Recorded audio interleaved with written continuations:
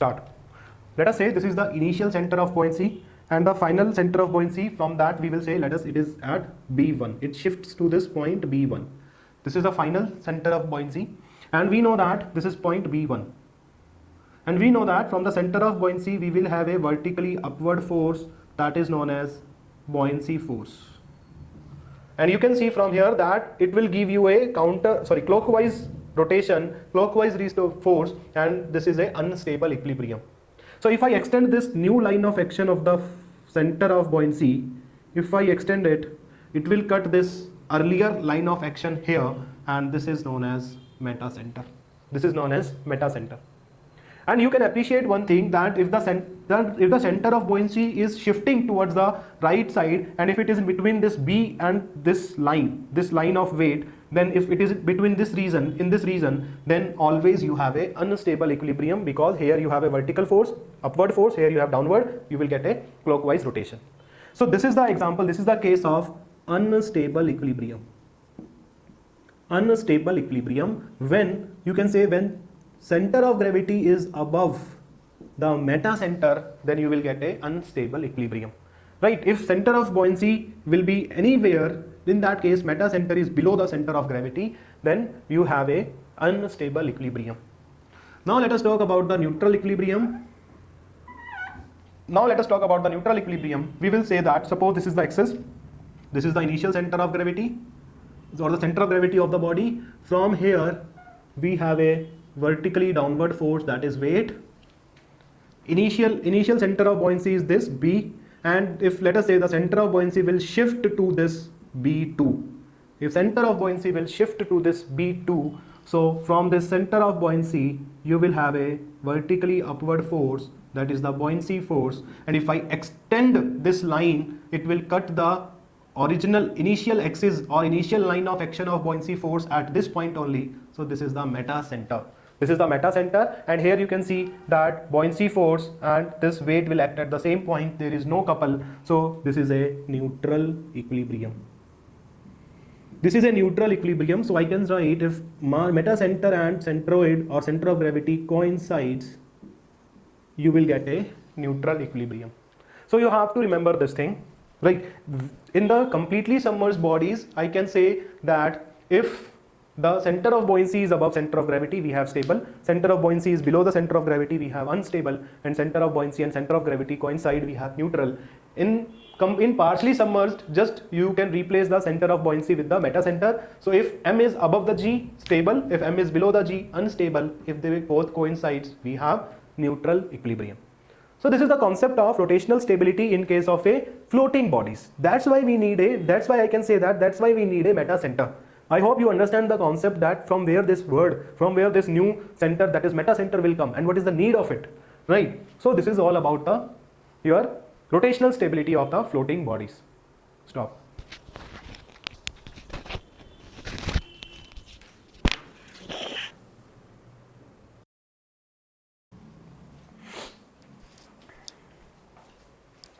Start. We already see that when the meta center is above the center of gravity, then we can say that the floating bodies or the partially submerged bodies will be in the stable equilibrium, and if meta center is below the center of gravity, then it is in your unstable equilibrium. So if I can say, let us suppose this is the line, I am saying, let us say this is the point M, that is meta center, here it is your center of gravity, and here it is your center of buoyancy. Right, this is for stable equilibrium. This is for stable equilibrium, and for unstable equilibrium, the center of gravity is in between the meta center and center of buoyancy. This is unstable equilibrium. Unstable equilibrium. From this, we can say that this GM is known as metacentric height. This GM is known as metacentric height, and from this figure you can write that this BM, the distance between BM will be equal to BG plus GM. BG is the distance between center of gravity and center of buoyancy. Gm is your metacentric height. So from here you can write this Gm will be equal to Bm minus Bg. This Gm will be equal to Bm minus Bg. In this formula, if this Gm is positive, then we can say it is a stable equilibrium. If this Gm is negative, that means from here we can say it is unstable equilibrium. And if G and M coincide, that means Gm is 0, then we can say it is neutral equilibrium. It is neutral equilibrium. And this Bm is known as metacentric radius. This Bm is known as metacentric radius, and metacentric radius can be calculated with the help of formula. Metacentric radius will be equal to least moment of inertia upon volume of fluid displaced. Volume of fluid displaced. Right, this is the formula for metacentric radius, that is the least moment of inertia divided by volume of the fluid displaced. And let us see what is this least moment inertia. What is this least moment of inertia?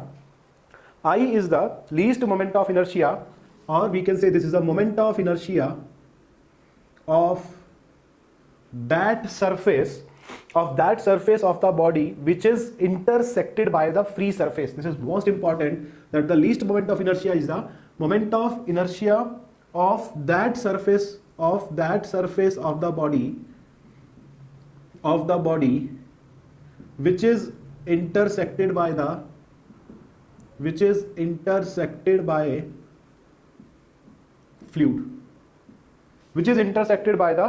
fluid, or you can say which is intersected by the free surface. Suppose I can say, let us find what is this. Let us say this is the free surface. In this you placed a conical body you placed in it. Let us say this is the conical body here, which is submerged in this fluid. This is the conical body. The surface of this conical body, this surface of this conical body is intersected by this free surface. So we have to take the moment of inertia of this surface. And I can say that if you cut this from like this, you have a surface. This is the surface. This surface has two moment of inertia. One is about this axis, another one is about this axis. If we talk about, this is the body, right? And let us say this is the free surface, right? This is the surface which cut this surface. Free surface cuts this body at this point. So we have to take the moment of inertia of this surface, and this surface will have two moment of inertia. Two axes are there, right? So out of this you have to take the least moment of inertia, right? A surface has two moment of inertia. If I cut this, it has two moment of inertia. One is about this axis, let us say this is y axis, and one is about this x axis. So you have to take the least moment of inertia in this calculation of your metacentric radius. And just most important thing is, it is the moment of inertia of that surface which is intersected by the free surface, right? Which is intersected by the free surface. That surface which cut, this free surface is cut, that surface moment of inertia you have to take, and out of those two moment of inertia, the least one you have to take, right? Also, I can say that for stability, if you want that the body which is submerged in the fluid is stable, then we can say that metacentric height is very large.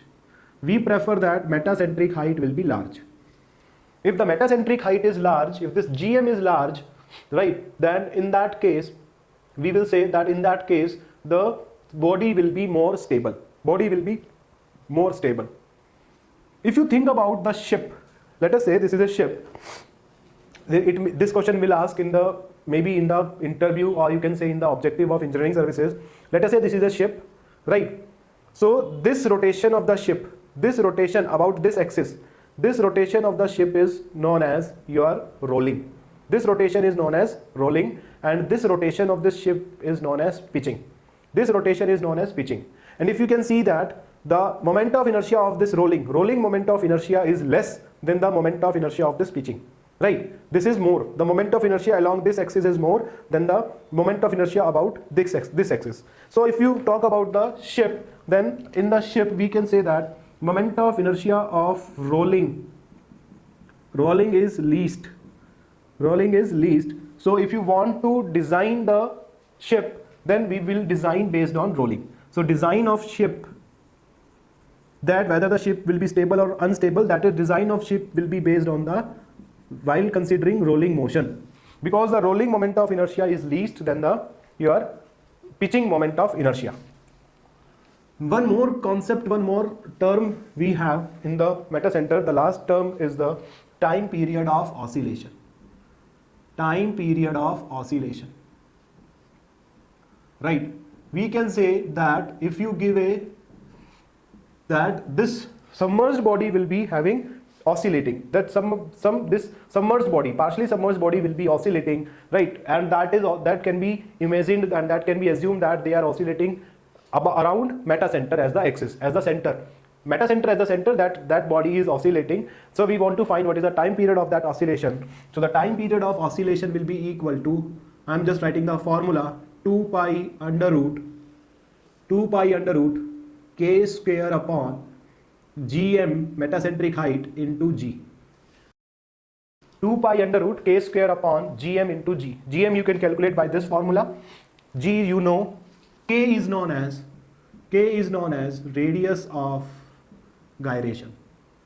K is known as radius of gyration, and you will easily calculate this radius of gyration. How you will calculate? You know that least moment of inertia will be equal to your area into k square. Area into k square. So from here you will easily get this value of k. Area you know, I you know, then you will get the k. So if you see from here, if you see from this formula, most important concept is, if gm is very high, if gm is high, if this gm is large, then this time period will be less. If gm is more, then the time period of oscillation is less. Time period is less. Time period is less means that this body will oscillate very fast, like this, right? Time period more means it will take more time to complete one cycle, like this it will go, and time period is very less, that means very less time it will take to complete the oscillation. So the time period is less if the metacentric height is more. So if we can say that if the metacentric height is more, then the ship or then the body will be more stable. But disadvantage is with the more large metacentric height, the disadvantage is that body time period will be very less, right? If time period is less, then it will go under frequent oscillations, very fast oscillations. If the time period is less, then we can say the body is uncomfortable. The body is, or the ship, if we talk about ship, the ship will be very uncomfortable. So we have that we cannot make this metacentric height very large. If you think about stability, then you have to take this metacentric height very large, but as you take the metacentric height very large, the time period will be very small. So you have two types of ship. One is the passenger ship, in which you will carrying the passenger, and another one are warships, which are used in the wars, like your INS and so on. In the passenger ship, our most priority is comfort. Our most priority is comfort. We want that passenger will feel comfort when they are traveling through the ship. But in the warship, our most favorite priority is the stability. During the war, we won't allow the ship that ship is unstable. We want stability. So in the warship, the metacentric height is more than the passenger ship, and generally in the passenger ship the metacentric height will be around 0.5 to 1. Metacentric height will be around 0.5 to 1, and in the warship the metacentric height will be around 1 to 1.8. It will be around 1 to 1.8, because in warships we want more stability. So if you want more stability, then the metacentric height will be more. If you want more comfort, then the metacentric height will be less. So this is all about your buoyancy chapter, that what is the buoyancy force, principle of flotation, and equilibrium of the completely submerged bodies and equilibrium of the floating bodies or the partially submerged bodies. Stop.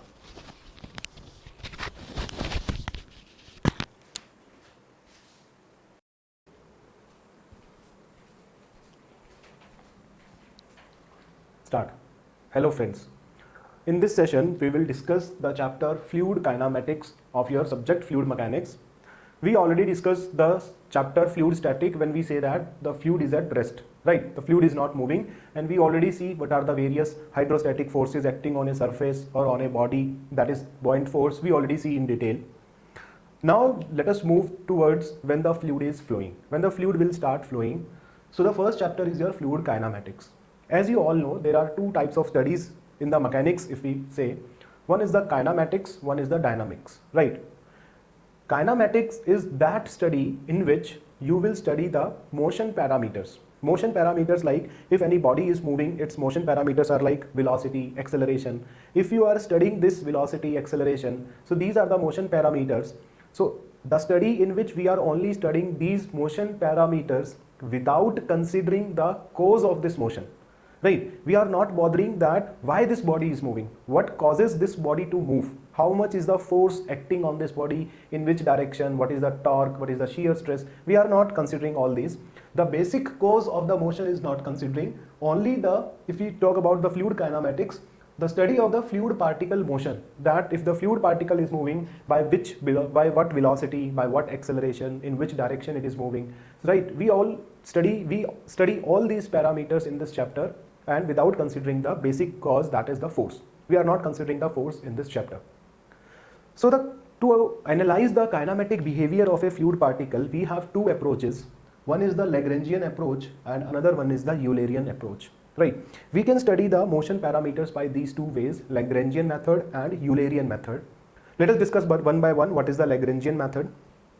Lagrangian method is also known as, if I can say that, the Lagrangian method is also known as particle concentration approach, right? Why it is called as particle concentration approach? Because in the Lagrangian method, the fluid motion is described by tracing the kinematic behavior of each and every fluid particle which constituting the flow. If a fluid is flowing, let us say, if I say here, let us say, if in this pipe some fluid is flowing, in this pipe some fluid is flowing, let us say the fluid is flowing in this direction, and this is the inlet of the fluid particles. Let us say this is the inlet of the fluid particle, right? So the flow is in this direction, and I am saying that in this flow there are infinite number of fluid particles which are moving. Infinite number of fluid particles will be there. So in Lagrangian approach, we choose a particle. Let us say we take this particle and we go along with this particle in the flow, right? Let us say the particle is flowing like this. This particle is flowing like this. So in the Lagrangian method, we are describing the kinematic behavior of the flow by tracing each and every fluid particle. We trace this particle along the flow and study its kinematic behavior, that is, study its velocity and acceleration during the flow. Similarly, we will do again this process we will do for another fluid particle, and so on. There are n number of fluid particles, so we will study the kinematic behavior of each and every fluid particle which are constituting this flow. So you can think that, sir, there is n number of particles, so that's why this Lagrangian approach is a very time consuming approach. So to compensate this, we have this another approach, that is the Eulerian method.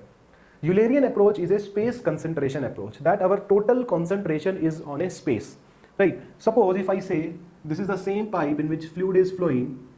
Let us say this is a pipe in which the fluid is flowing. Let us say this is the inlet of the flow, and fluid is flowing in this direction. Fluid is flowing in this direction. So in the Eulerian approach, our entire concentration goes to a particular space. We fix a space in this. Let us say I fix a space. I am saying I will fix this space, right? I will fix this space. So if I fix this space, and in this the kinematic behavior of each and every fluid particle passing through that zone or that space is being analyzed. From this space or from this zone which you select, number of fluid particles are passing through this. Number of fluid particles are passing through this. So we will study the behavior of these each and every fluid particles which are flowing through this section or through this your zone. Similarly, we can do this process for another section. Let us say for this section, I choose this section again, and the fluid particles which are passing through this section we will analyze the kinematic behavior of each and every fluid particle which is flowing through this section. So this is the Eulerian method. right? Only this basic is required for your better understanding that what is the Eulerian approach and what is the Lagrangian approach, right? Now let us see the next topic of our discussion is the types of flow. Just pay attention. The next topic is the types of flow. Types of flow. There are various types of flow are there. Let us say steady and unsteady flow, uniform and non-uniform flow, right? Laminar and turbulent flow, compressible, incompressible flow, rotational, irrotational flow, one-dimensional flow, two-dimensional flow, three-dimensional flow. These are the various types of flow which are present in a fluid flow, right? There are various types of flow. Let us discuss it one by one. First of all, let us discuss what do we mean by steady and unsteady flow. Just pay attention. Steady and unsteady flow. First of all, let us discuss this. We say that any flow is said to be a steady flow if the flow properties will not change with time at a given section, right? I am writing, right? Let us say steady flow is, we will say if the flow properties will not change with time,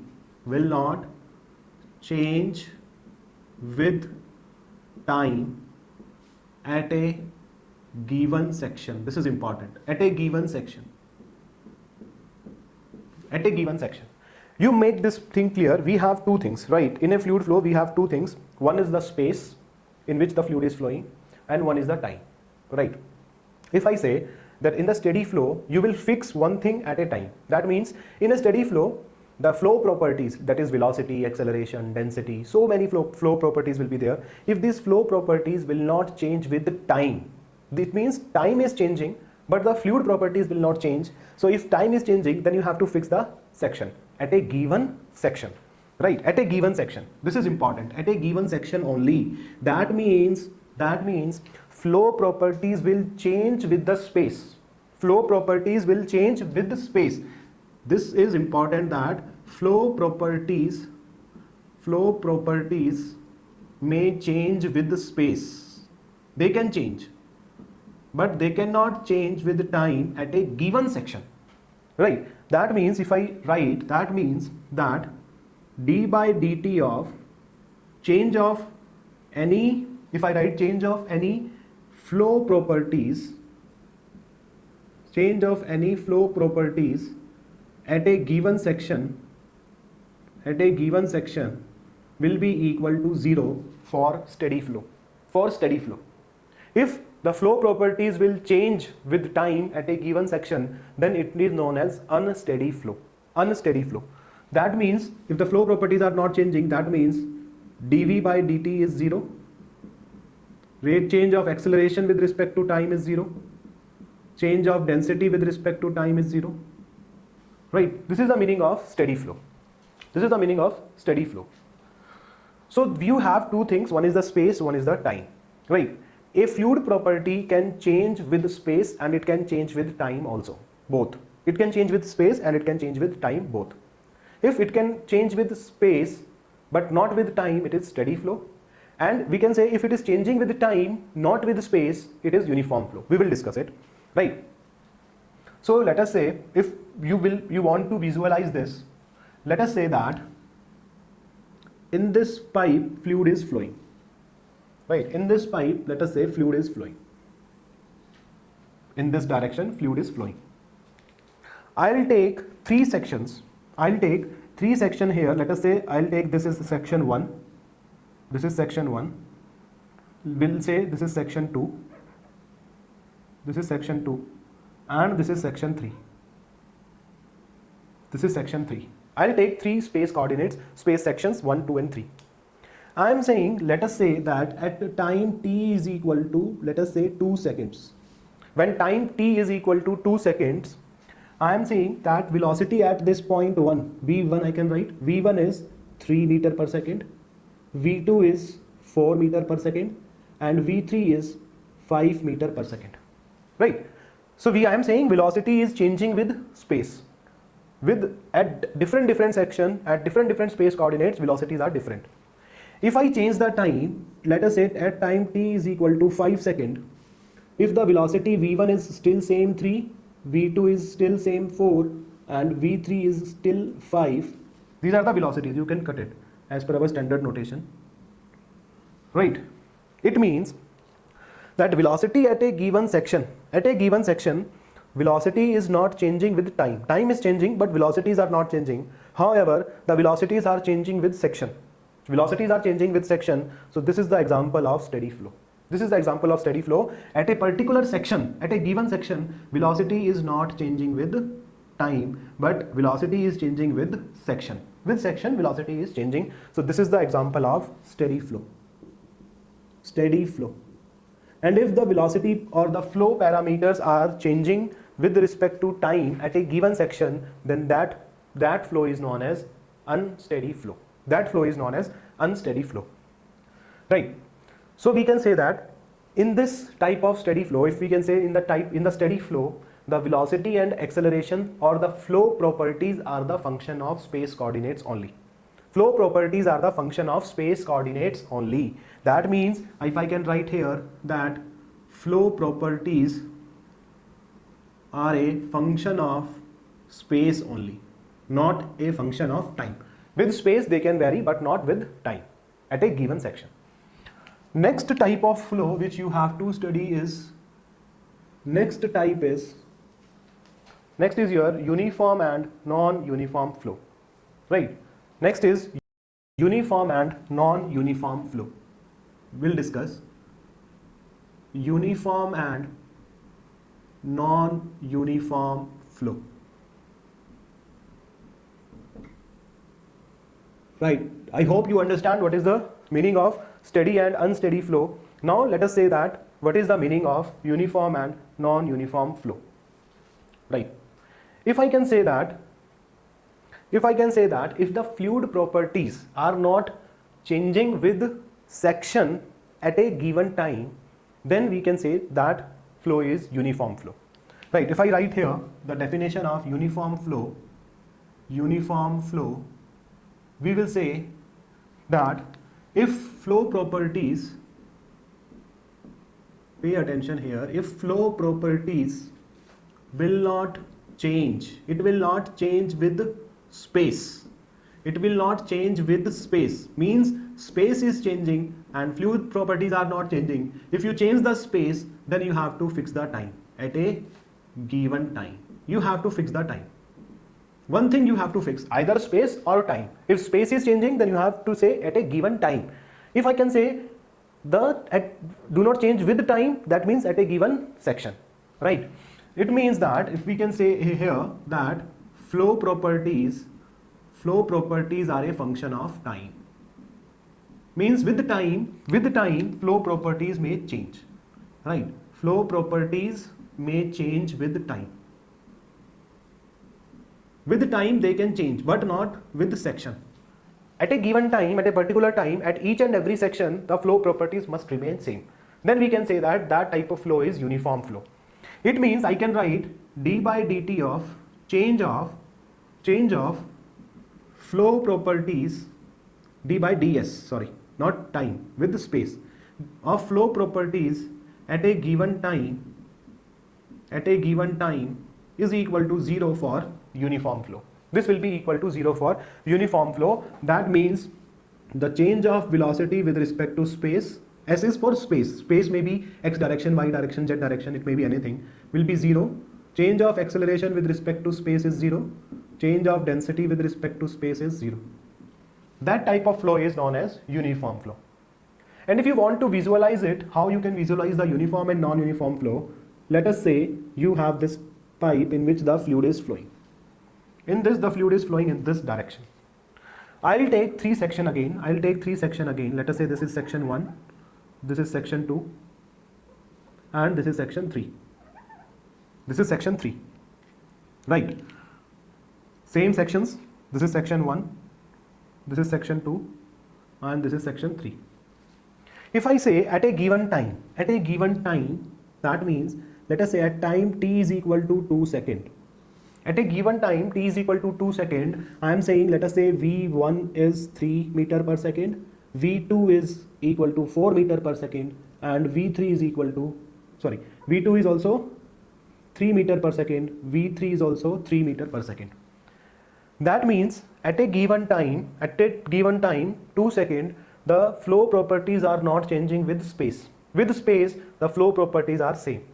Here, the velocities are same. But if you change the time, let us say at time t is equal to 3 seconds, if you change the time, the flow property may change. Let us say v1 will be equal to 4, v2 will be equal to 4, and v3 will be equal to 4. With the time from 2 to 3 seconds, the velocities, the properties will change from 3 to 4, but it is not changing with space. It is not changing with space. So this is the example of your uniform flow. This is the example of uniform flow.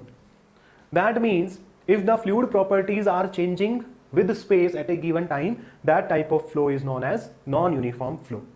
So this is the basic difference between steady flow and unsteady flow, and uniform and non-uniform flow.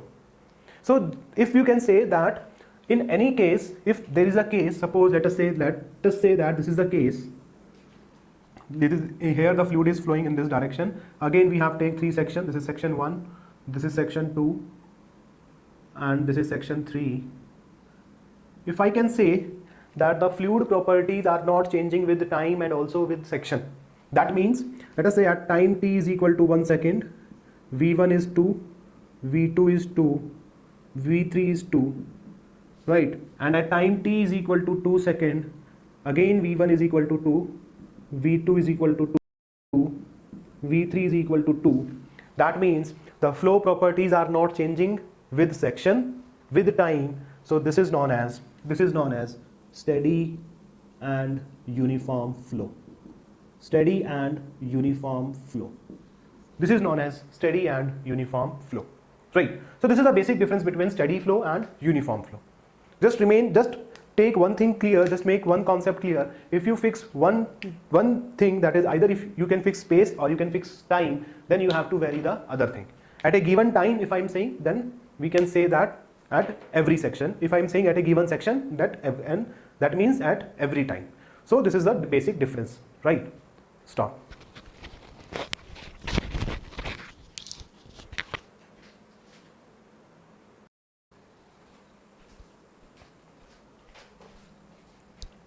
Start. Now let us discuss when a fluid particle is flowing in a flow field, what is the velocity and acceleration of that fluid particle, right? We have to derive some of the equations for the acceleration, and we will see how they will depend upon the space coordinates and with respect to time also. Let us say that if any fluid particle is flowing, its velocity vector, let us say this is velocity, v is the velocity vector.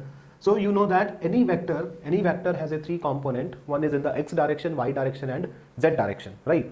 You have, if we talk about the 3D space, if we talk about, then any vector has a 3 component, x axis, y axis, and z axis. So we can say the velocity vector can be written as its x component uy cap plus nu j cap plus omega k cap. This is the velocity vector, right? These are the vectors also, x component, y component, and z component. If I say v is known as velocity vector, this is velocity vector, u is the x component of velocity, x component of velocity, nu is y component of velocity, and omega is z component of velocity. This is z component of velocity, right? And you already know that what is the magnitude of velocity. Magnitude of v will be equal to magnitude. How we will find magnitude? That is equal to under root of u square plus nu square plus omega square, right? This is from the basics of vector, you know already, right? Will not waste more time to find how this will come. This is a basic vector calculus. So you know that the magnitude of this will be under root of u square plus nu square plus omega square, right? Now we will say that we see the Lagrangian approach and the Eulerian approach. In the Eulerian approach, we are taking the space into consideration. That means the velocity will depend upon the space and time, right? If I can say that this u component of velocity, we will say that this u component of velocity is a function of space coordinates, that is x, y, and z, and time also. We are saying that velocities are varying in space and in time both. We are not taking any uniform flow, steady flow. We are taking a generalized flow in which the velocities are changing with time and with space also. So I can say that x component of velocity will change when the fluid is flowing in the x direction, in the y direction, in the z direction, anywhere the fluid will flow in any direction, x, y, z. So it is a function of x, y, z and time t. Similarly, we can say that the y component of velocity is also a function of x, y, z and time, and similarly z component of velocity is a function of x, y, z and time. Right, we are taking this, we are not assuming any steady flow, unsteady flow, we are just generalized the equation that they may vary with time and with space both. Right. Now let us find the acceleration of fluid particles. Next is the acceleration of fluid particles. Let us solve this. How the acceleration will calculate? We already see this is the velocities. Now we have to find the acceleration. Similarly, we can say that acceleration is also a vector. So it is also a x component I cap plus its y component j cap plus its x component k cap. It is also have three components, right? X, y and z. Or if we can say that the acceleration of any particle is the differentiation of its velocity vector with respect to time. Differentiation of its velocity vector with respect to time. This is the acceleration. And if we say that, similarly, if we can say that the x component of acceleration will be equal to the differentiation of x component of velocity with respect to time. Obviously, right, x component will be the differentiation of x component with respect to time. Y component of acceleration will be equal to the differentiation of y component of velocity with respect to time, and z component of acceleration will be equal to the differentiation of z component of velocity with respect to time. These are the general mechanics problem, right? We calculate this. Now, first of all, let us find the x component of acceleration. Let us find the x component of acceleration. X component of acceleration. This is more a differentiation problem rather than the fluid mechanics problem, right? We will say I can write that the acceleration x component will be equal to the differentiation of x component of velocity with respect to time, and we know from our previous discussion that the x component of velocity is a function of x, y, z and time t. Right, u is a function of both x, y, z and time t. So if you want to find the x component of acceleration, you have to differentiate this with respect to time. How to differentiate it? Right, this is a function of x, so you know the partial differentiation rule. How to solve it? We want to find what is the du by dt. So du by dt can be solved like, first of all, differentiate u with respect to x, then differentiate x with respect to time, right? You know this is the differentiation. This will be del u by del x into dx by dt, right? This is the way you will solve for this. If u is a function of x, x is a function of time, you can differentiate like this, right? Plus del u by del y into dy by dt, right? Plus del u by del z into dz by dt plus du by dt, right? Or you can write it here as del u by del t. It's a partial differentiation, okay? Del u by del t. It's a partial differentiation of u with respect to time. This is the differentiation which you know, – right? What is this dx by dt? this dx by dt is change of x coordinate with time is x component of velocity. What is this dy by dt? Dy by dt is the change of y coordinate with respect to time, that is the y component of velocity.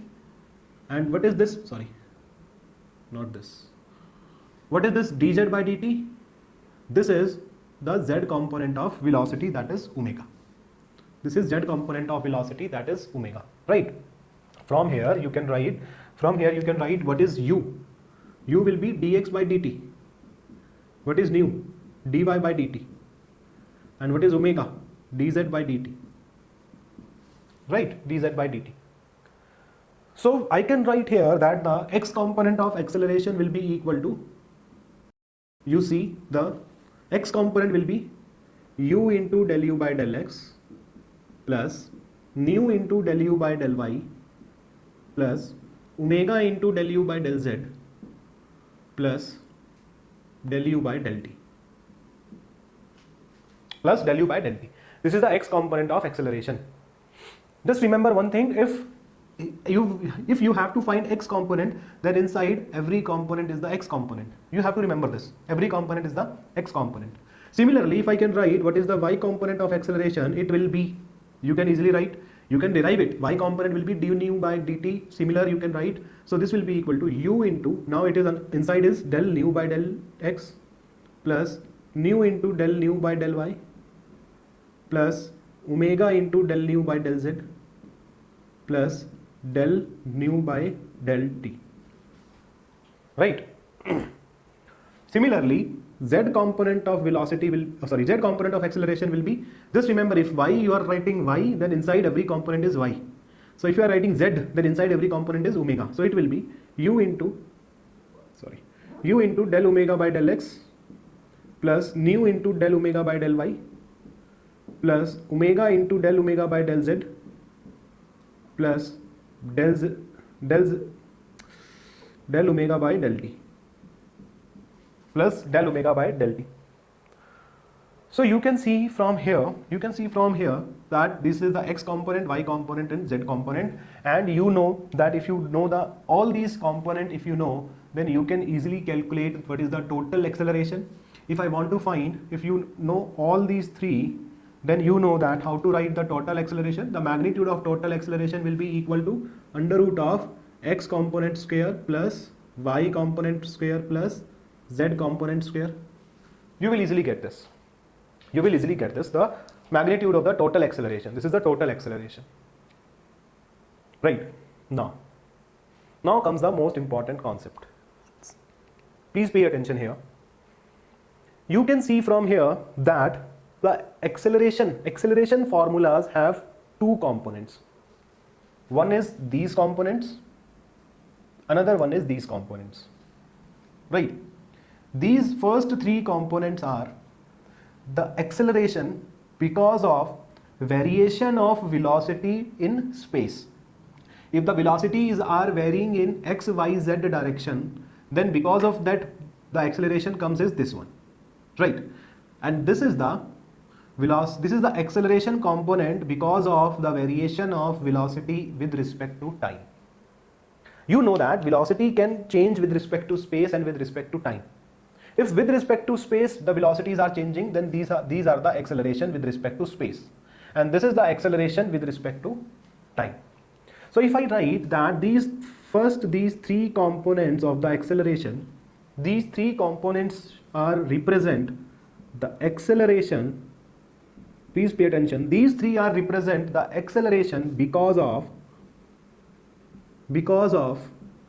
variation of velocity in space. Because of variation of velocity in space. If in space the velocities are varying, this is the acceleration, and this is known as convective acceleration. This is known as convective acceleration, right? This is known as convective acceleration. And this component is del u by del t or del nu by del t or del omega by del t. This is the acceleration because of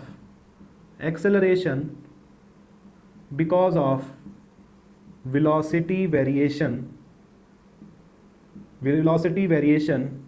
with respect to time. Velocity may vary with respect to space. It may vary with respect to space. Then the acceleration comes as convective acceleration, and velocity may vary with respect to time. Then the acceleration which comes with respect to time is known as local or temporal acceleration. Local or temporal acceleration. This is known as local or temporal acceleration. Right? Then you can say very confidently one thing.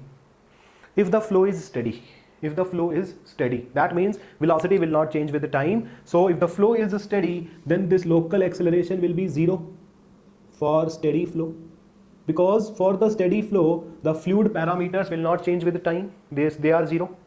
If the flow is uniform, that means flow parameters are not changed in space, so the convective acceleration is 0. This is 0 for uniform flow. This is 0 for uniform flow. So this is the main thing, that if the flow is steady, temporal acceleration 0. If the flow is uniform, convective acceleration 0. And if the flow is steady and uniform, complete acceleration will be 0. There should not be any acceleration. So I can say that, from here I can say that when the fluid is moving in a straight line, this is when the fluid is moving in a straight line. When the fluid is moving in a straight line,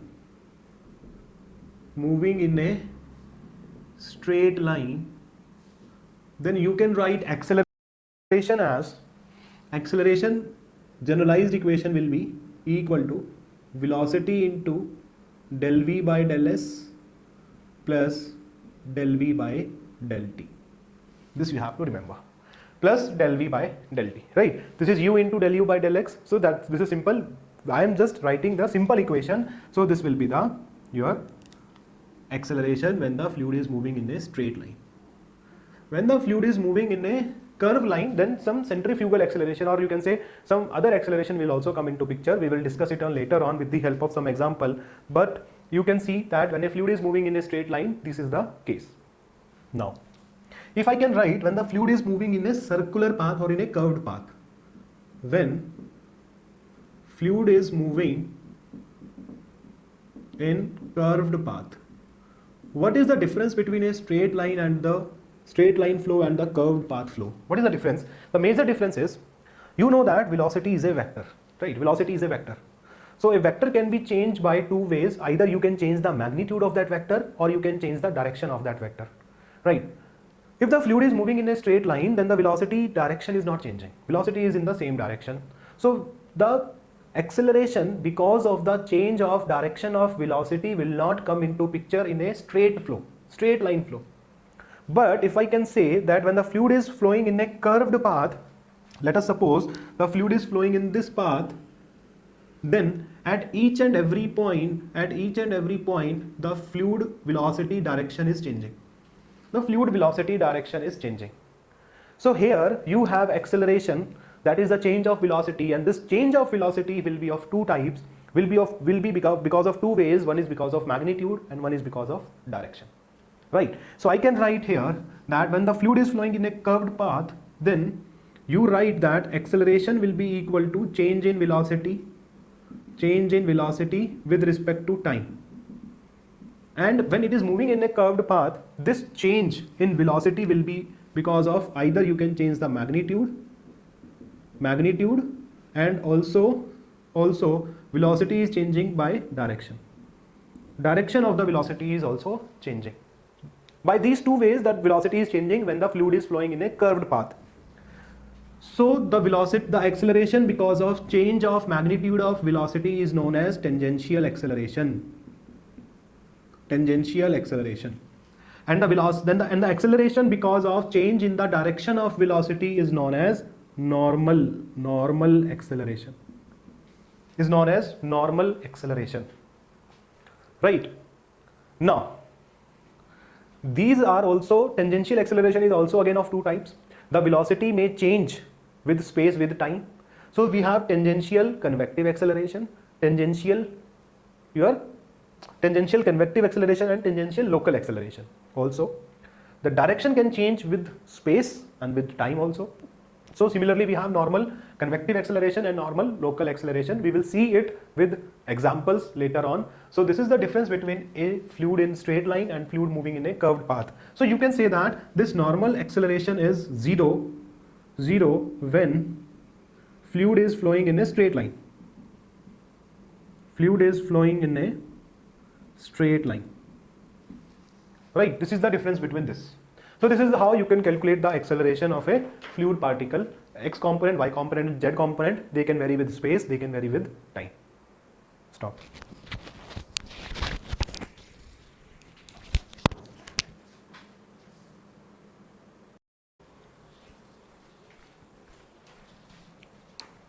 Start. Now we already discussed the different types of acceleration. We say that when a fluid is flowing in a straight line, we have convective acceleration that is changing, that is when the velocity is varying with respect to space, and we have a local acceleration when the velocity is varying with respect to time.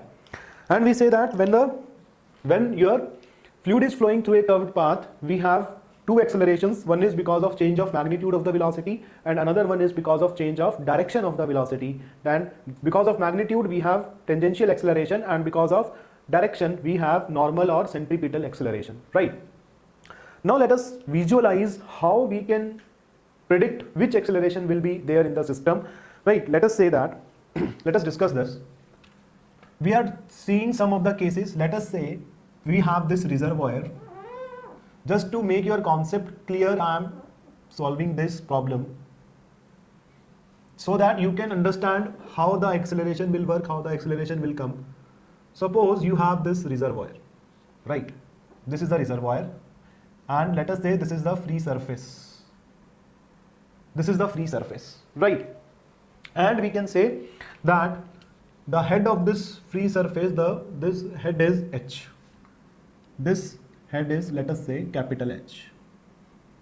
This head is capital H, and we can say that this is constant. The area of this pipe, is constant. Area of this pipe is constant, and the fluid is flowing through this pipe, right? So this is the case of the straight pipe. This is a straight pipe of uniform dia. Straight pipe of uniform dia.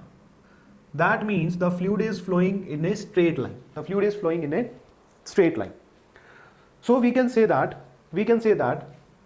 in this case, when the fluid is flowing in a straight line, so if we talk about the convective acceleration here, if we talk about the convective acceleration, we know that convective acceleration is the change of velocity with respect to time, with respect to space at a given time. We can say that because this is a constant area pipe, the velocity at each and every section will be same.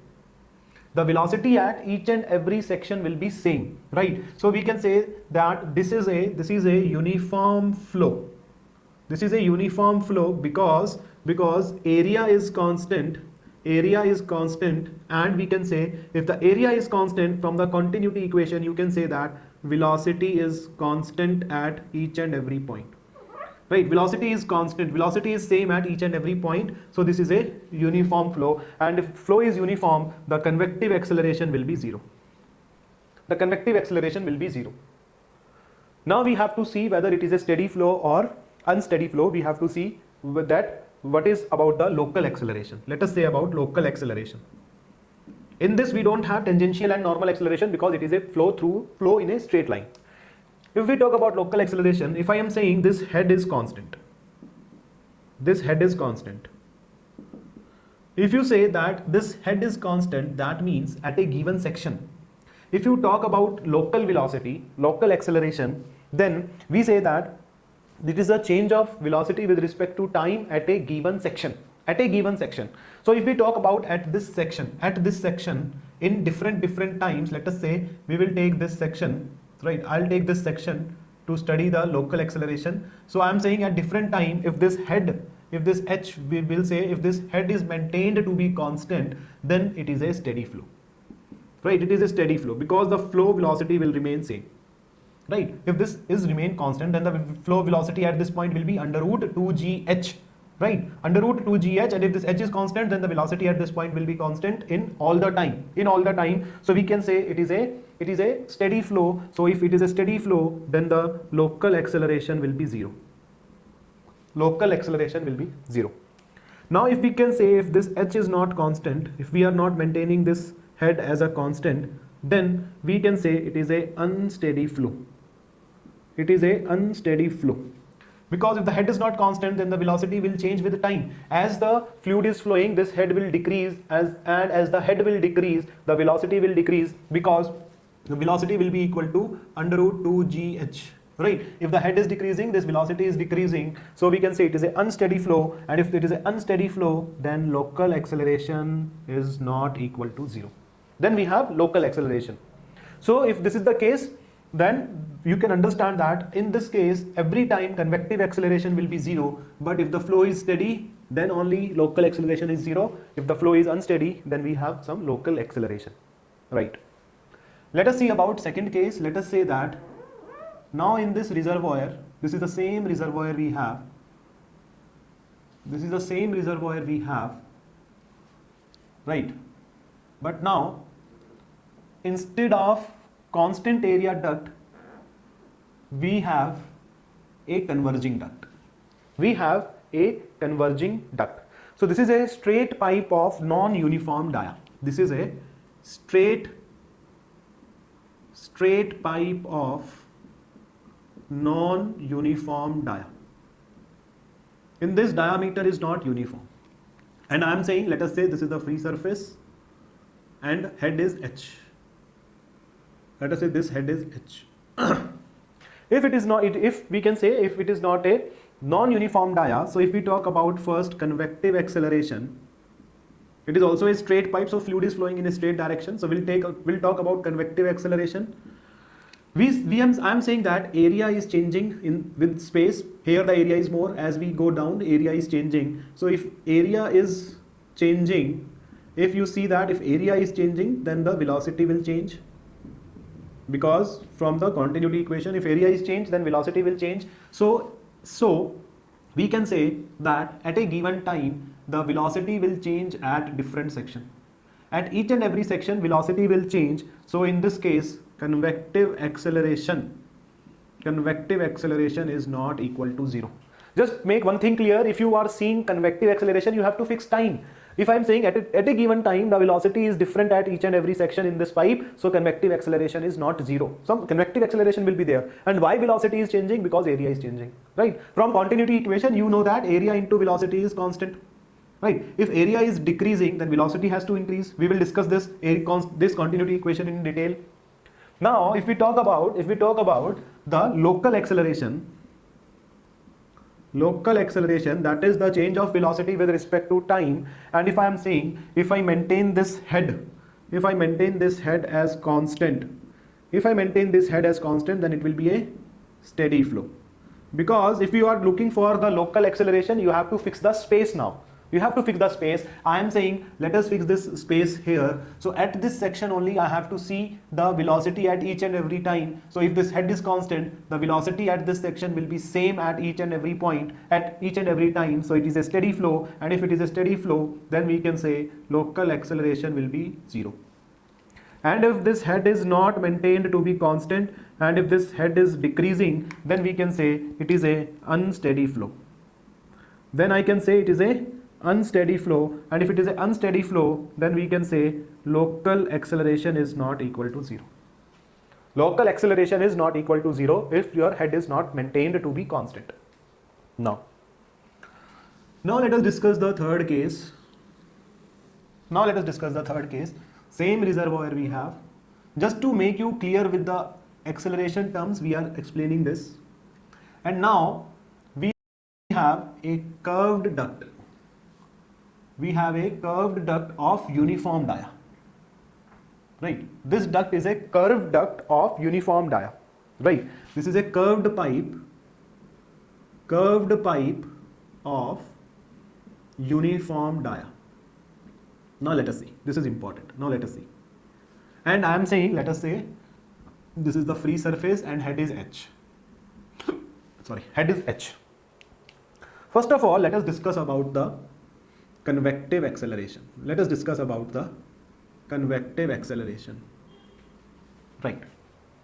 From convective acceleration, we have two convective acceleration. Now it is a fluid is flowing in a curve. So we have two convective acceleration. One is your tangential convective acceleration. Tangential convective acceleration.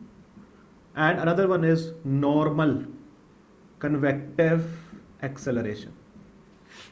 Just pay attention, please. Right.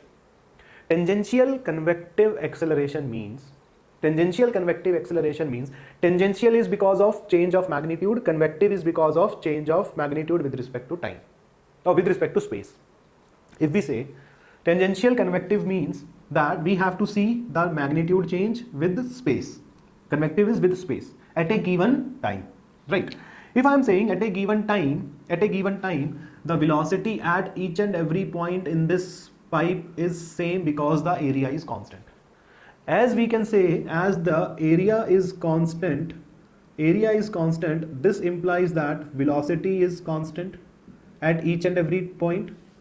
Velocity is constant at each and every point. So at each and every point, velocity is constant at a given time. We are talking about at a given time, velocity is constant. So if the velocity is constant, then we can say in this case the convective tangential acceleration is 0. Convective tangential acceleration is 0. Now let us talk about the normal convective acceleration. Normal convective acceleration means the direction of velocity with respect to space we have to see. Convective means with respect to space, normal means direction. So we have to see whether the direction of velocity with respect to space is changing or not. Yes, the direction of velocity with respect to space is changing. At each and every point, the direction of velocity is different at a given time.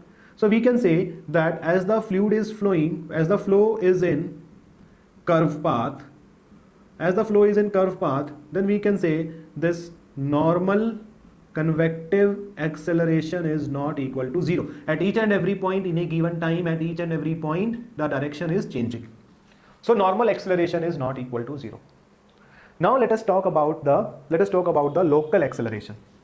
Let us talk about the local acceleration. Local acceleration.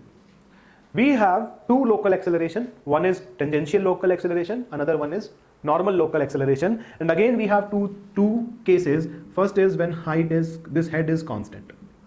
Let us discuss when this head is constant.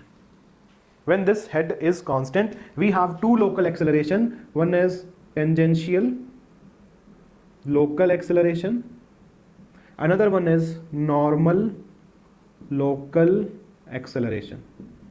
This is important, please pay attention. If we talk about the tangential local acceleration, it means change of tangential is because of change of magnitude of velocity with time. Change of magnitude of velocity with time at a given section. If I am saying, let us say at this section, if this head is constant, then the velocity magnitude is not changing. So we can say that tangential acceleration will be 0. Because this head is constant, then this tangential acceleration will be 0. And the normal acceleration, normal local acceleration means the change of direction of velocity with time. Change of direction of velocity with time. So we can say at a given section, the change of velocity direction is not here. The direction will be same at each and every point. So the normal local acceleration will be 0. Right? Normal local acceleration will be 0. If head is not constant.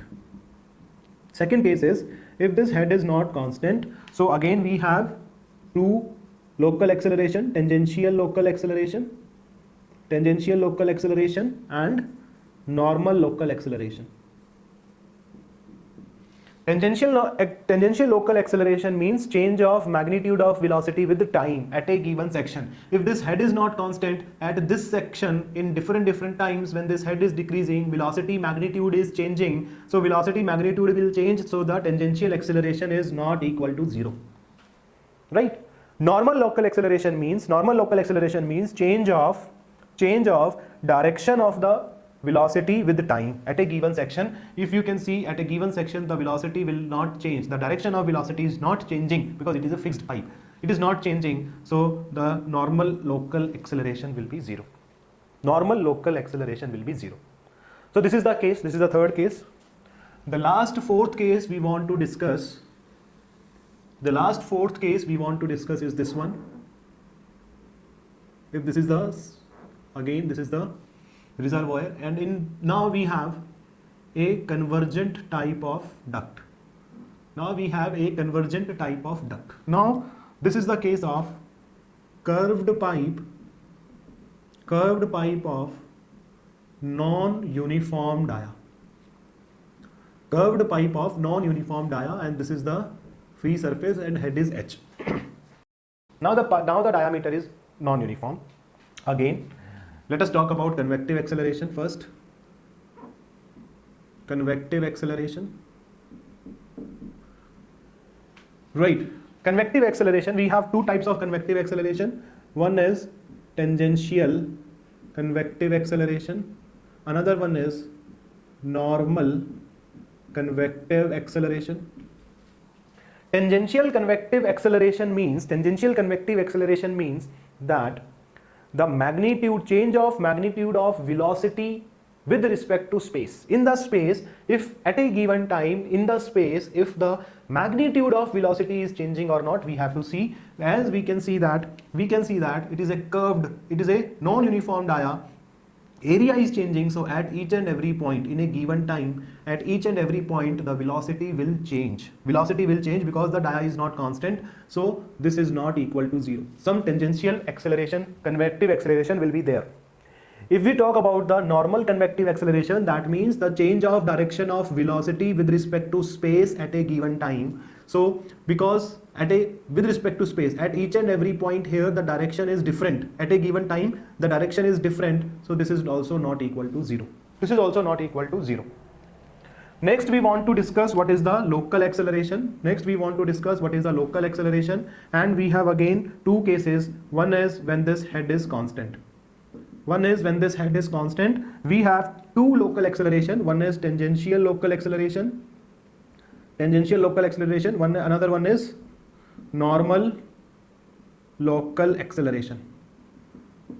Just see here, if this head is constant, I am saying that local tangential acceleration means the change of magnitude of velocity with respect to time at a given section.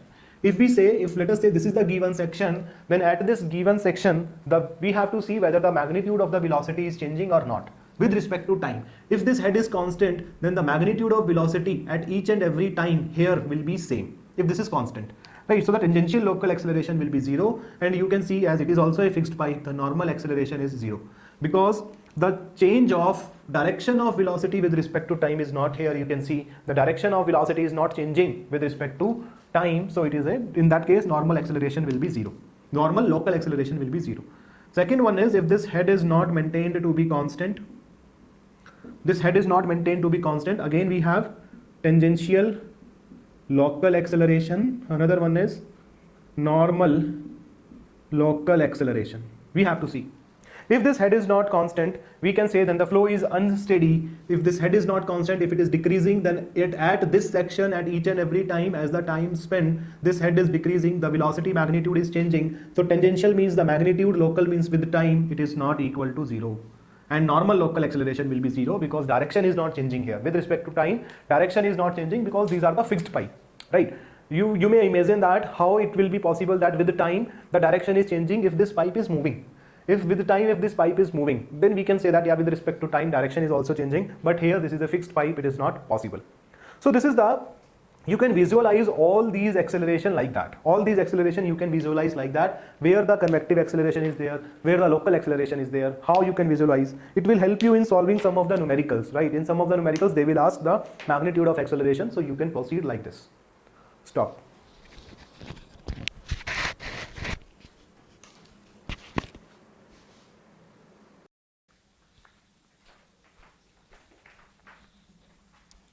Start. Now let us discuss what are the various types of flow lines in a fluid flow. We know that when a fluid is flowing, there are three different type of flow lines which we have to discuss in this topic. One is the streamline, another one is the path line, and another one is the streak line. Let us discuss one by one that what is the meaning of streamline, path line, and streak line. So we can say that if we talk about the Eulerian approach, we know that how the Eulerian approach will be there. We say that we fix a cross section, we fix a section in the fluid flow, and we will analyze all the fluid parameters or the motion parameters of different particles passing through that given section. That is the Eulerian approach, right?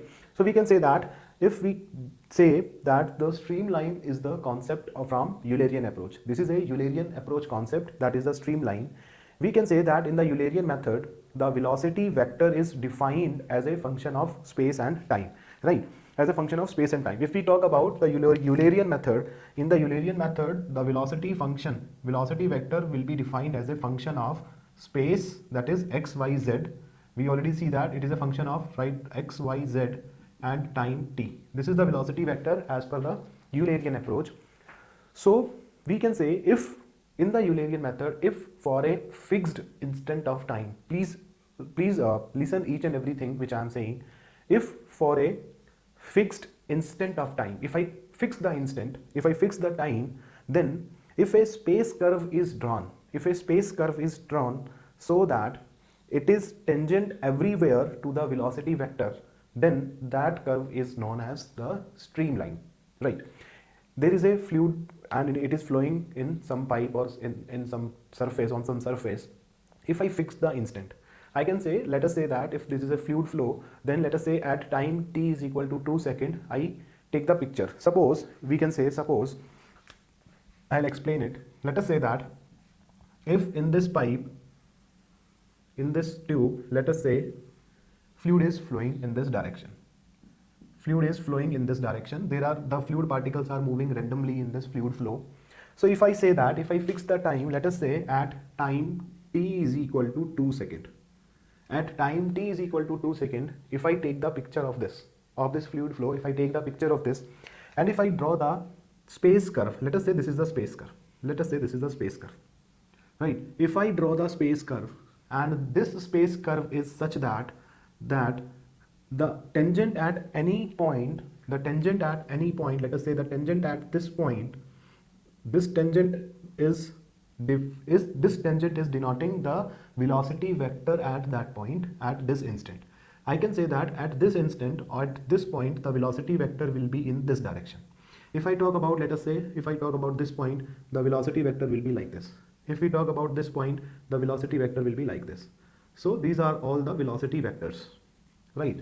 So we can say that this is how we can draw a streamline. That one thing is most important in the streamline is that it is a instant line, that it is drawn at a given time, at a fixed interval of time, right? So if you see here, the streamline is a curve such that at every point on it, the tangent will give the direction of instantaneous velocity vector. Instantaneous, that means at this time t is equal to 2 seconds, at each and every point on this streamline, the tangent will be given a velocity vector. Tangent will give us a velocity vector. So this is known as your streamline. This curve is known as the streamline.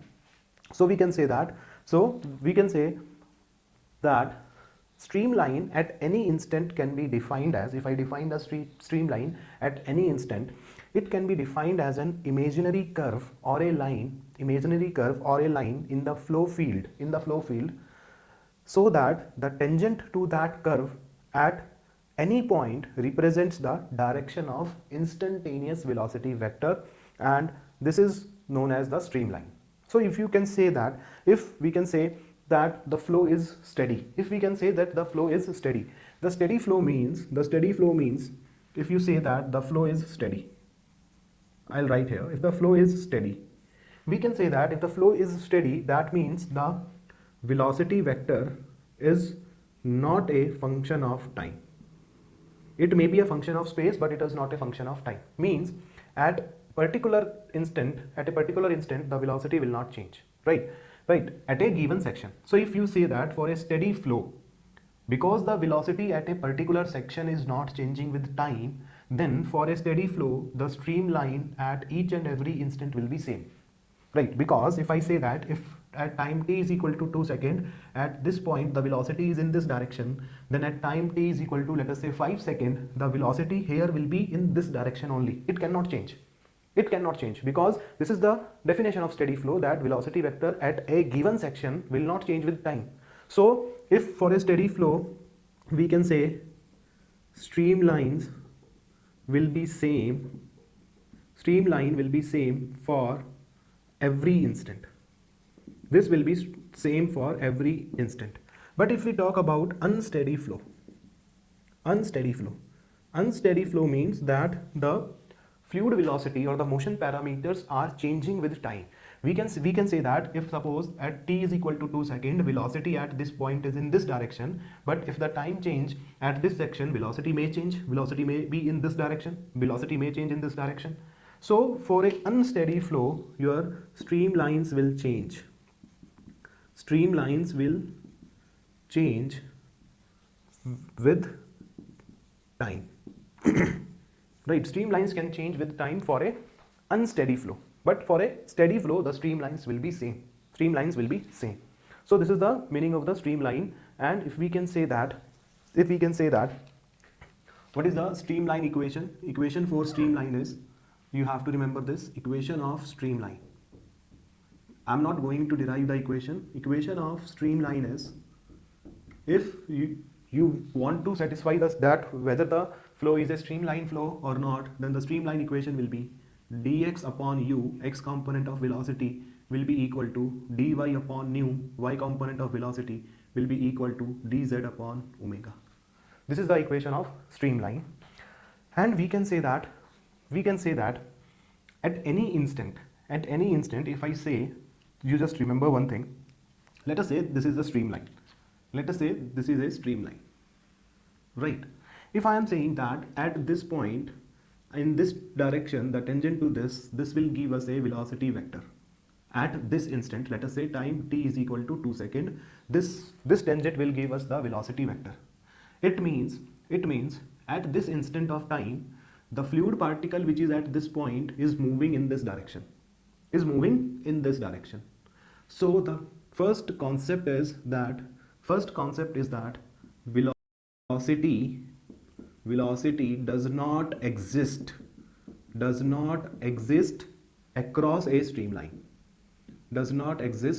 a streamline. Right? It is obvious that at this instant, at a instant, the velocity can be only in one direction. At a particular time, the fluid particle may move in one direction only, in a unique direction only. So we can say that if at this instant of time the velocity of this particle is in this direction, that means there should not be any flow across this streamline. There should not be any flow across a streamline, or we can say that velocity does not exist across a streamline. Right? This is the thing. So we can say that as there is no component of velocity perpendicular to the streamline, because if you see that the component of velocity perpendicular to it is 0, as there is no component of velocity perpendicular to the streamline, there will be no flow across the streamline. Right? Velocity does not exist across a streamline, and you can say that there should not be no flow across streamline. There should not be any flow across streamline. Right? No flow will be across the streamline. Next, if we can say that next conclusion is, next important thing which you have to remember is that a streamline can neither intersect itself. A streamline can neither intersect itself, nor two streamlines intersect each other. No two streamlines intersect each other, or no two lines intersect each other. Right? There should not be the case that a streamline can intersect itself, and there should not be a case that two streamlines can intersect each other. First of all, we will see that if, let us say, this is a streamline and it intersects each other. Right? This is a streamline and it intersects each other. This is going in this direction, it intersects each other like this. Why this is not be the case? Because we say that This is a streamline in a space coordinates, and this streamline is a instant streamline. Let us say for time t is equal to 3 seconds. Let us say this is for time t is equal to 3 seconds. So if we talk about this point, at this point, there are two tangents. One is in this direction and another one is in this direction. Right, there are two components of velocity, two directions of velocity, because we know that the tangent to the streamline will give us the velocity vector. So we can say that at a particular instant of time, there should not be two velocities, or there should not be more than one direction of velocity. We can say that at this instant, a particle which is here can move only in one direction. Two directions are not possible, right? It is not possible, right? This particle will go either in this direction or in this direction. So we can say that two streamlines can never, or we can say a streamline can never intersect itself, right? There should not be any loop formation. Loop will not be there because this is an instant line. So we can say that, let us say, if you understand it like this, I can say that suppose this is a pipe in which fluid is flowing. So if I draw the streamline here, the streamline cannot be like this. Because if we can say at this point there are two velocity vectors, which is not possible.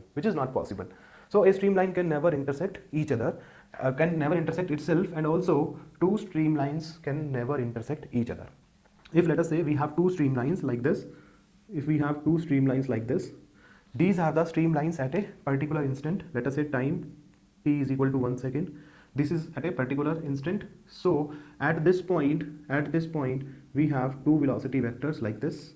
We have two velocity vectors, which is not possible. So a streamline can neither form a loop, can never intersect each other, right? So this is the concept which you have to remember. And another thing is which they may ask in the interview is the spacing between the streamlines. The spacing between two streamlines, the spacing between two streamlines varies linearly with the velocity of the flow. It varies linearly with the velocity of flow. Right, it varies linearly with the velocity, not linearly, it varies inversely. It varies inversely with the velocity of flow. That means I can say the spacing between two streamlines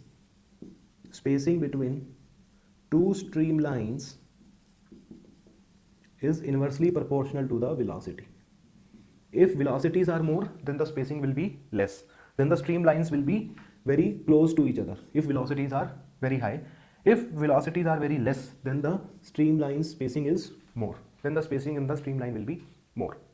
So this is all about the streamline, and just remember one thing, streamline is a instantaneous picture. It gives you a instantaneous picture. Another most important concept is, another most important line is your, second one is your path lines. Second one is the path lines. Let us discuss what is the path lines. Now if we can say that path lines are the outcome of Lagrangian method. This is the outcome of Lagrangian method. If you recall the Lagrangian approach in the fluid kinematics, we say that in the Lagrangian approach what we are doing is that we are tracing the fluid flow motion, or we are tracing the motion parameter of each and every particle, right? We are going along with the particle and study its motion. We choose a particle of fixed identity, fluid particle of a fixed identity, and we go along with it in the flow and trace its motion. This is the Lagrangian approach. So we can say that the path lines are the outcome of the Lagrangian method, right? And it helps in describing the fluid flow, and it will show the path of different fluid particles as a function of time, right? It will show as the name suggests, it will show the path of different fluid particles as a function of time. This is not an instantaneous line, right? Or in other words, we can say that the path line is the trajectory of a fluid particle of a fixed identity as you can define in the Lagrangian approach, right? We can say that if I write the definition here, that path line is the trajectory of, right, they will ask you the definition. Path line is the trajectory of a fluid particle, of fixed identity, you choose a fixed particle, and you will go along with it. The path it will follow, the motion parameters it will follow. If you join them, then the line which gets is the path line. The line which gets will be the path line, right? So if we say that the actual path traveled by the individual particles are over some time period, right? If you trace the actual path covered by a fluid particle, then the line which comes is the path line, right? So we can say that suppose this is a flow, this is in this pipe a fluid is flowing, let us say in this pipe, let us say in this direction fluid is flowing. I choose a particle, and as the particle is moving in this, let us say particle is moving like this. As the particle is moving in this flow, we go along with it at different time over some time period, and the line joining them is the path line. So we can say that the particle is here at, let us say, time t1, here it is at time t2, here it is at time t3. So over some time period we are tracing the actual path covered by the fluid particle, and we joined the different points, then the line will come is the your path line. So most important thing is path line is not a instantaneous picture. This is important. Path line is not a instantaneous picture, right? It is not a instantaneous. It will drawn over a particular time period. We follow the you can say we follow different particles, and by following that over a particular time period, then the line comes is the path line, right? So if we can say, if let us,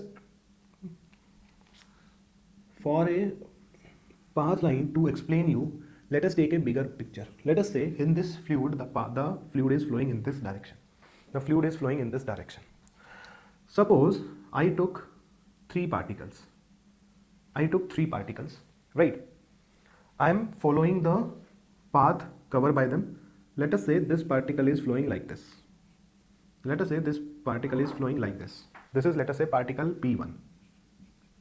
And I am saying that particle P2 is flowing like this.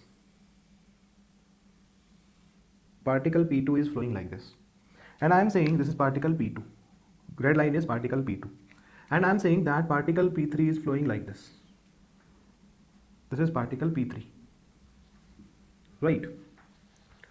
So you can see from here that a path line can intersect itself, and two path lines can also intersect each other. Why so? Because, just pay attention, this is not an instantaneous picture, it is over some time period. I am saying, let us say that particle P2, P1 is okay, this is a separate path line. If we talk about particle P2, let us say particle P2 is moving like this, right?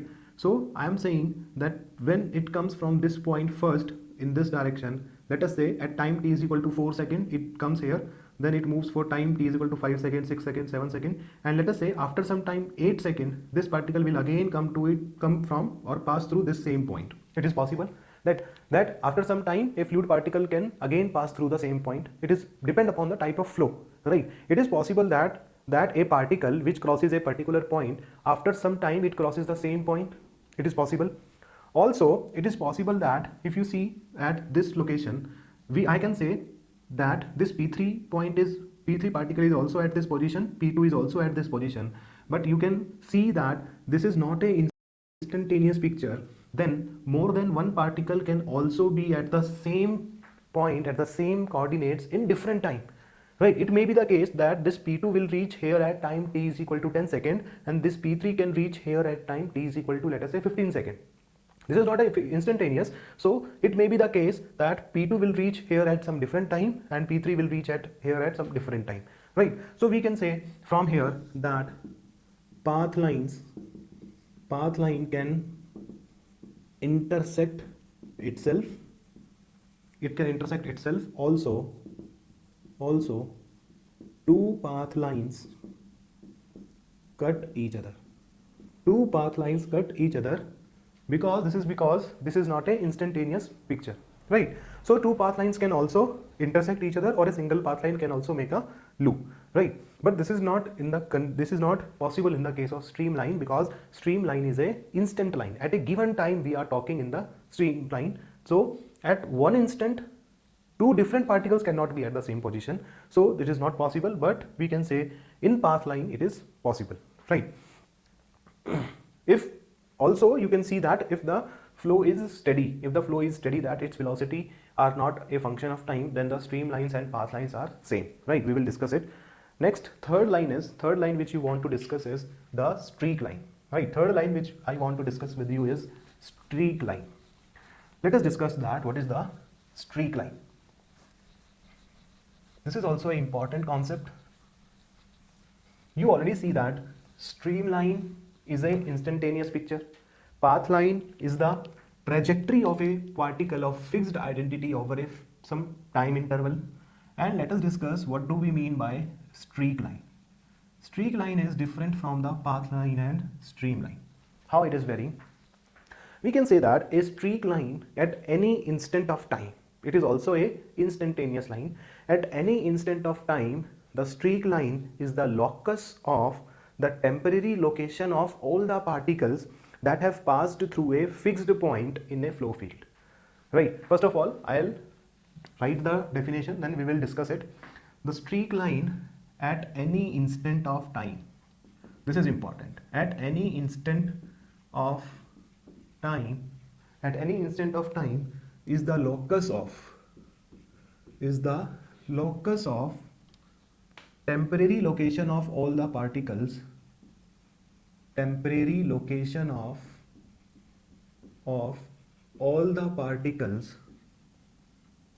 all the particles which are passing through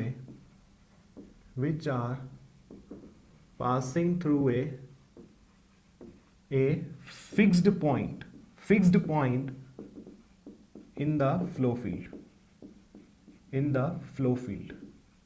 right? If I highlight the important terms, it is an instant picture and it gives the locus of all the particles which are passing through a fixed point in the flow field. I can say, suppose this is a fixed point, then let us say different particles are moving in different directions. Let us say these are moving in this directions, and I am now let us talk about if at this point different fluid particles are moving in different directions like this, right? Let us say these four particles are moving in these different directions, and if I say that, let us say at time t is equal to 4 seconds, this particle will reach here, it will reach here, it will reach here, and it will reach here. So if at time t is equal to 4 seconds, at this instant only, if I join these particles, this is the streak line. This is your streak line, right? This is known as the streak line. And if I explain it with much better diagram, let us talk about that for an unsteady flow, if the flow is unsteady, for a unsteady flow, let us say you have a point P here, this is a fixed point. From this point, let us say three particles are moving in these directions. These three particles are moving in these directions. Let us say this is particle 1 which is moving in this direction, this is particle 2, this is particle 3. And this particle 1 is taking this path A, this particle is taking the path B, and this particle is taking the path C. And if I am saying, let us say that at t is equal to 4 seconds, particle A will reach this point, let us say Q, particle B will reach at point, let us say R, and particle C will reach at point S. So we can say, if you remember the concept of path line, this PAQ, this line PAQ is the path line of particle 1, right? This is the path line of particle 1. We are tracing the path of this particle 1. Similarly, PBR is the path line of particle 2, and PCS is the path line of the particle 3. These are the path lines, and after time t is equal to 4 seconds, they reach at QRS. So if I join, just pay attention, if I join Q, R and S, if I join and I also join P, right, P, if I join the P also, then this PQRS is the streak line. This PQRS is a streak line.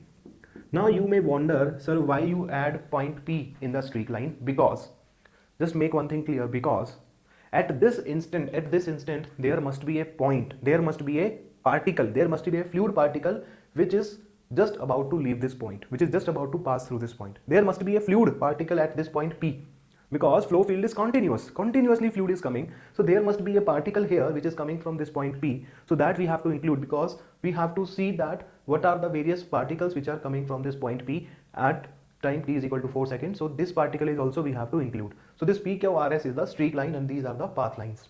And if we talk about the steady flow, if the flow is steady, then for steady flow, both all these streamlines, path lines and streak lines are same. For the steady flow, and you can say that if you say better, for the steady and uniform flow, the streamline, path line and streak lines are the same. So these are the three different lines which you have to remember, and there may be a question on the streamline only. Generally there may be a question on the streamline, that whether the flow field is a stream flow or not, you have to see. So this equation you have to remember, that what is the equation of streamline is dx by u is equal to dy by nu is equal to dz by omega. This we have to remember, and this is the types of flow lines. Stop.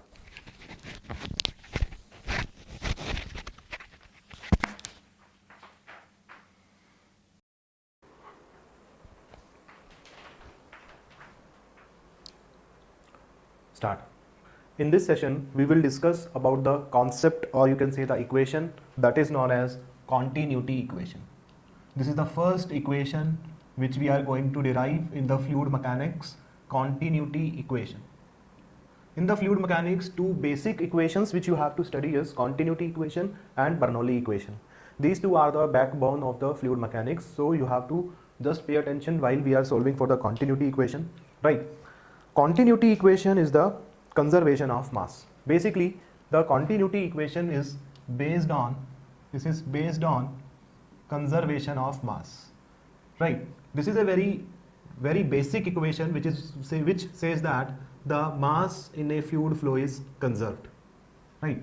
Mass in a fluid flow is conserved. That means the mass which comes in is equal to the mass which stored in the system plus the mass which goes out, right? If you remember your unsteady flow energy equation or steady flow energy equation in case of your thermodynamics, that has also saying that the mass is conserved. The amount of mass which comes in will be equal to the mass which is stored inside the system plus the mass which is going out of the system, right? And we say that for a steady flow, if the flow is steady, the mass which comes inside the system will be equal to the mass which goes out of the system. There should not be any accumulation of mass inside the control volume with respect to time, right? We say that within the control volume there should not be any mass accumulation. There should not be any change of mass of the control system, you can say, with respect to time. That means the mass which comes in will be equal to the mass which goes out of the system. So if I say that, let us first derive the continuity equation for, first one is, let us derive the basic continuity equation for one dimensional, that is fluid is flowing in one dimension only, one dimensional steady flow. One dimensional steady flow. We have to solve for this. We have to derive the continuity equation for this. Let us say that the fluid is flowing in this duct. In this pipe, the fluid is flowing, right? And the fluid is flowing in this direction. In this direction, the flow is there. And I am saying, let us suppose this is the inlet. This is the inlet of the pipe.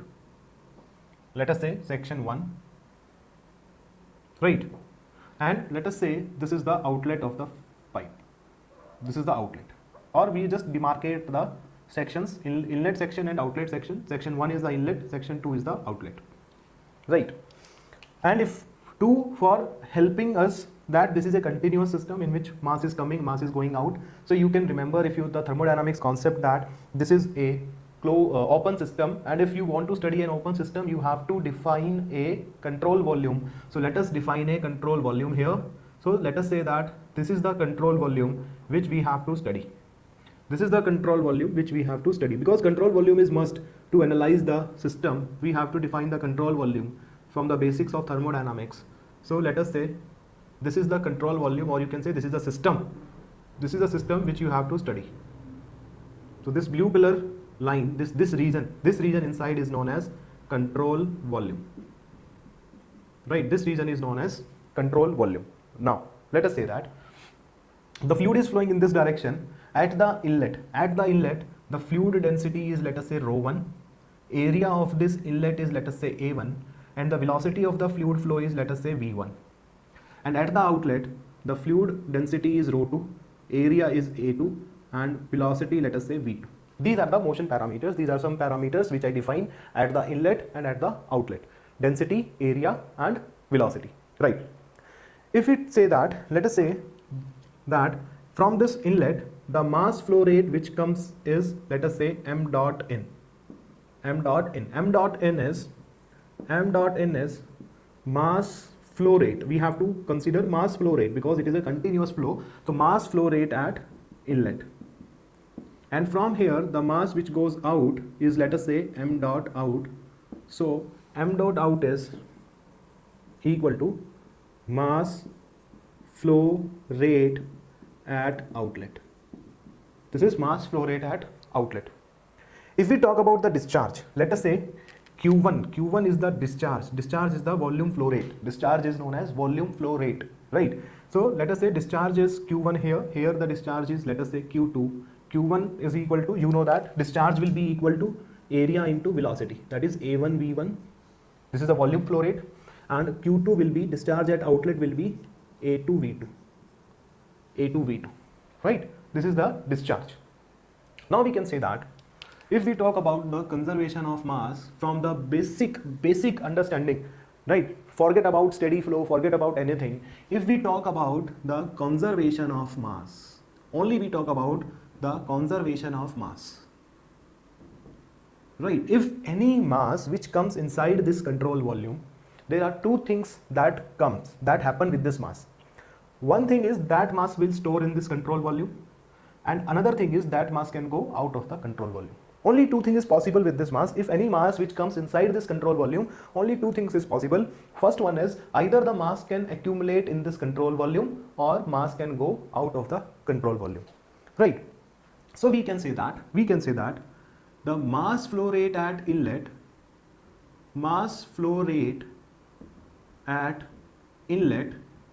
the mass which is coming inside will be equal to the change of mass with respect to time of control volume, right? Mass can accumulate, right? This means that accumulation of mass, if you want to write, this is known as accumulation of mass in the control volume. Mass is stored in the control volume, or plus mass flow rate at outlet. Two things can happen with the mass: it can store, it can go out. Only these things happen. If I write here that the mass flow rate at the inlet will be equal to change of mass with respect to time of control volume mass of control volume, change of control volume mass with respect to time plus mass flow rate at outlet, right? This is the basic conservation of mass equation for any system. If you talk about your thermodynamics, power plant, RAC, heat transfer, fluid mechanics, anywhere you can apply this equation. That is the conservation of mass, right? Now if we talk about the steady flow, now the picture comes for steady flow. Steady flow means, you know that the steady flow means the flow parameters will not change with the time, right? Or you can say steady flow means that the system properties, steady state means the system properties, it may be anything, the system properties will not change with time. System property will not change with time. It means that for the steady flow, the change of mass, control volume mass with respect to time is 0. This is 0. With respect to time, everything will be 0. There should not be any change with respect to time. So we can say for the steady flow, the mass flow rate at the inlet is equal to the mass flow rate at the outlet. This is only valid for steady flow, right? This is only valid for steady flow. This equation is the generalized equation. It may be valid for steady flow, it may be valid for that unsteady flow. If we talk about that, let us say you know this discharge is equal to area into velocity, right? Somebody will have confusion, so I write discharge will be equal to area into velocity. Now let us say that what is the mass flow rate? Now what is the mass flow rate? Mass flow rate is your mass flow rate is density into area into velocity. This is the mass flow rate, density into area into velocity. How it comes? If I show you how it comes, just for the understanding, right? We want to find what is the mass with respect to time, right? Mass will be equal to density into volume, right? Mass will be equal to density into volume. Volume will be equal to area into some length, right? So this is the mass divided by time. Length divided by time is velocity. So the mass flow rate, this point is with respect to time. You know this, rho a v, right? From here it comes that mass flow rate is density into area into velocity, and or you can say that mass flow rate is density into volume flow rate. Density into volume flow rate is discharge, area into velocity is discharge, so rho into q, right? So we can say that if this is the equation, so m dot in is at the inlet, what are the parameters? Rho 1, a1, v1 will be equal to rho 2 at the outlet, rho 2, a2, v2, rho 2, a2, v2.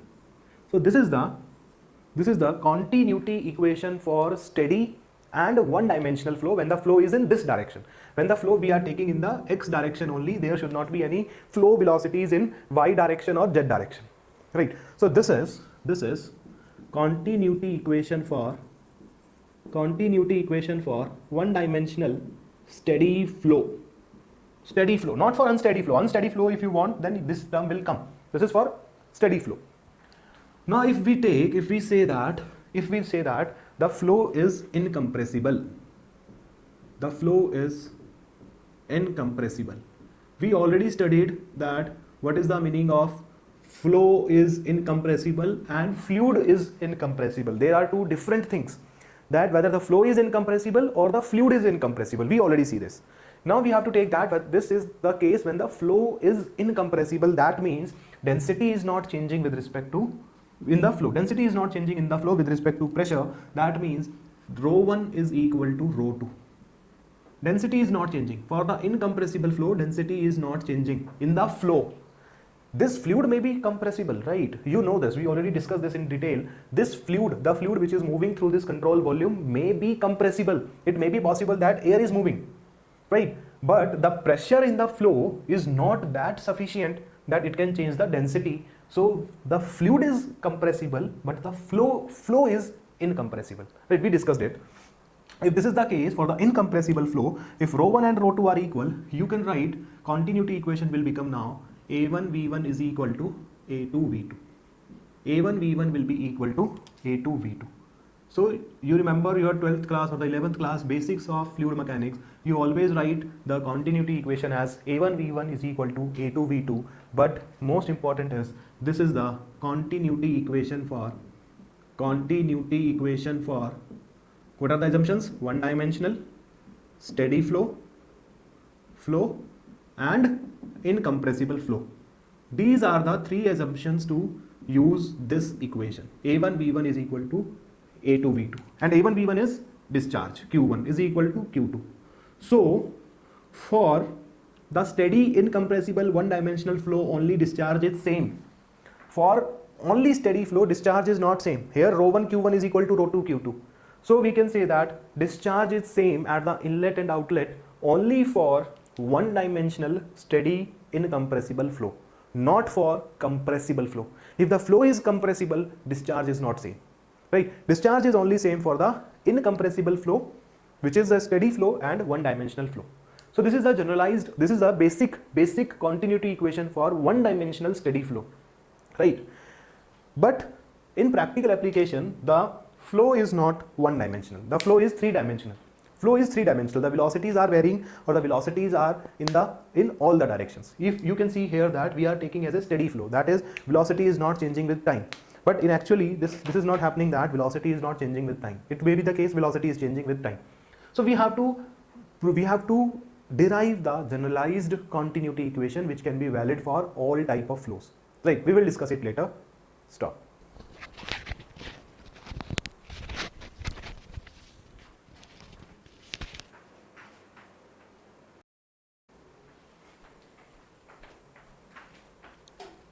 Start. In the previous session, we discussed the continuity equation for one-dimensional steady flow, right? But in general,